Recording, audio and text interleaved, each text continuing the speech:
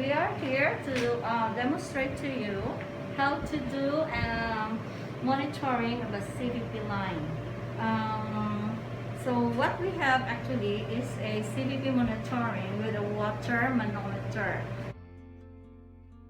Meter set, leveling device, such as rod from reusable CVP pole holder or carpenter's level or ruler. Additional stopcock to attach CVP manometer to catheter. Antiseptic pad. Extension tubing. IV pole.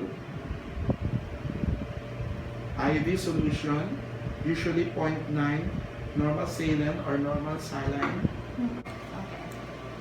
So before we start, we have to still do the usual protocol that we do, like identification of the patient, proper identification of the patient, the correct order for the correct patient,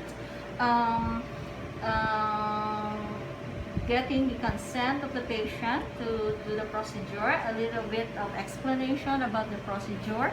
So I think she already knows the procedure because this is just a follow-up monitoring. So after we have done with that, then we have prepared already the materials. And I have to don gloves to protect myself as well as the patient.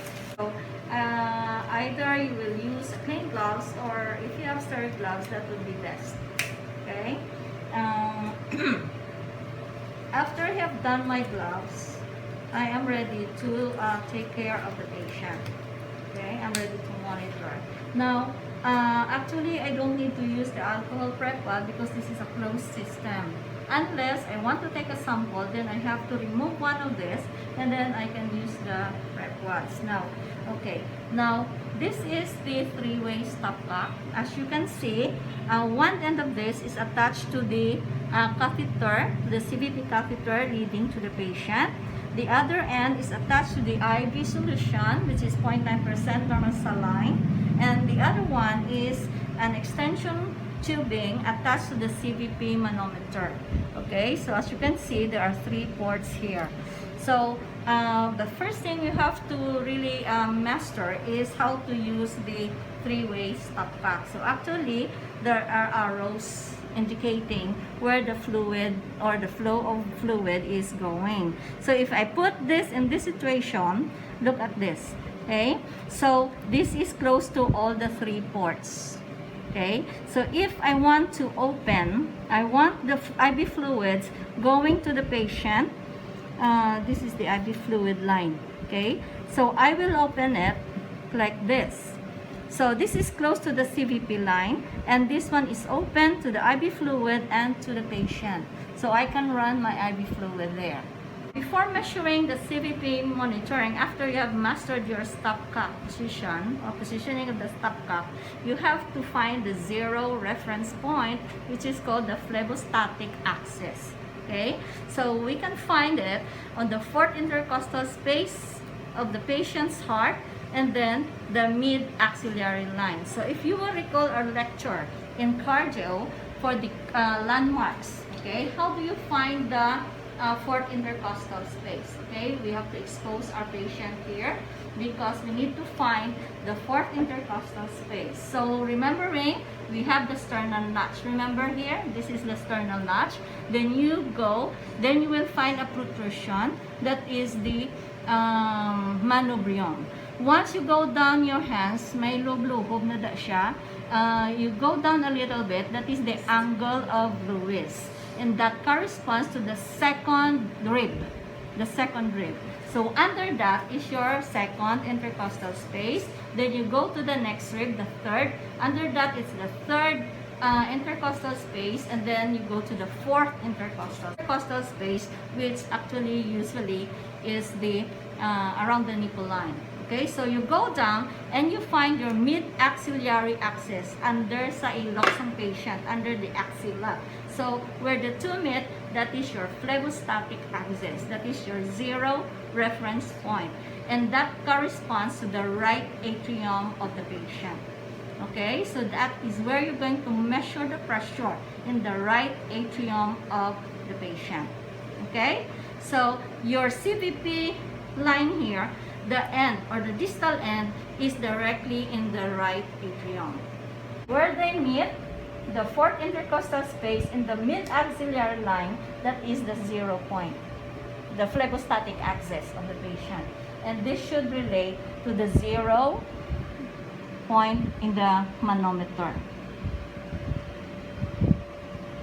This is very, very important, no? So every time the patient will have to change her position and you have to do the monitoring, you have to do again your 0 referencing. Okay, so once you have assembled your materials, you set up your IV solution, you set up your Striliway stopcock, attach the tubings going to the patient, going to the CVP, and your IV solution. So before you do that, you have to prime the CVP manometer. So I want to put water in my CVP manometer, no, because I have to fill this up maybe at the level of 10 to 15.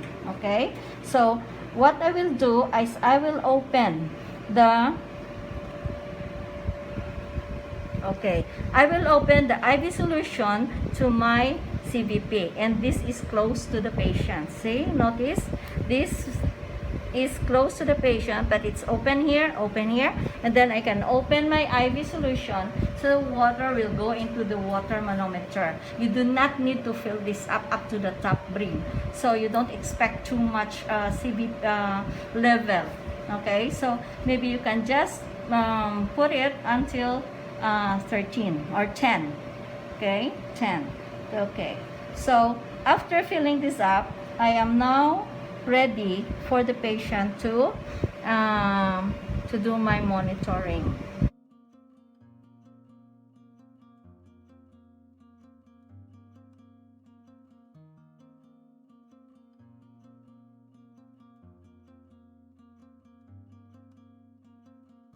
If I am in doubt of the the readings, I can do it 2 or 3 times, and then I can get the average to be more accurate. Okay, so the same procedure. After I'm done, while I'm doing this, I also have to assess my patient's response. Maybe when I introduce the fluid, like expresses some pain, like expresses shortness of breath, and you have to look for other complications of this procedure. So the patient may have air embolism, the patient may have thrombus formation, and other problems. Okay, so now I'm done with my monitoring. So I will turn it, I will close it to the CVP, and I will open IV solution to my patients. So this is closed, this is open, this is open. Okay, after that, if this is intermittent monitoring, I will leave it as is. Okay, but once when the order says just once, then I have to take it out and then close this one for the meantime. To discontinue CVP monitoring, we can disconnect this one and put it with a bang. This is what you call as a bang. There are 2 types.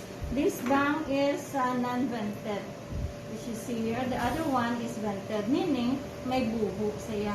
So this one is non-vented, and you can actually take this off. It's already closed. So to take this off and put this on. And let's start the in. Okay, that's it.